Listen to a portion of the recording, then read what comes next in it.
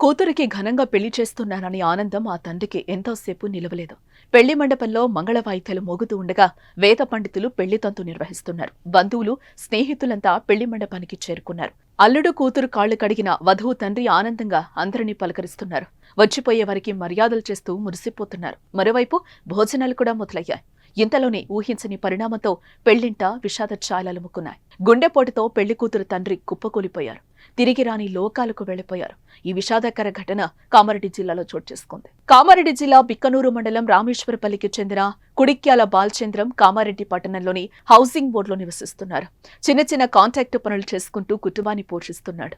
ఇక ఆయనకు భార్య రాజమణి, కూతుళ్లు కనక మహాలక్ష్మి, కళ్యాణలక్ష్మి ఉన్నారు. ఇక కొద్ది రోజుల క్రితమే పెద్ద కూతురు కనక మహాలక్ష్మికి పెళ్లి కుదిరింది. శుక్రవారం బిక్కనూరు మండలం బీటీఎస్ చౌరస్తా వద్ద ఉన్న ఓ ఫంక్షన్ హాల్లో పెళ్లి జరిగింది. ఈ సందర్భంగా పెళ్లికొచ్చిన స్నేహితులు, బంధువులను బాలచంద్రం ఆనందంగా పలకరించారు. అందరూ అభినందనలు తెలిపారు. వచ్చే ఏడాది చిన్న కూతురు పెళ్లి కూడా చేస్తానని చాలా మందితో బాలచంద్రం చెప్తూ సంతోషంగా ఉన్నారు.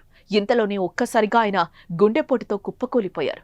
గమనించిన బంధువులు బాలచంద్రంను వెంటనే కామారెడ్డిలోని ఓ ప్రైవేట్ ఆసుపత్రికి తరలించారు. ఇక ఆసుపత్రిలో చికిత్స పొందుతూ ఆయన కన్నుమూశారు. కూతురు పెళ్లిలో తండ్రి కన్నుమూయటం ఆ కుటుంబానికి తీరని విషాదం మిగిలింది.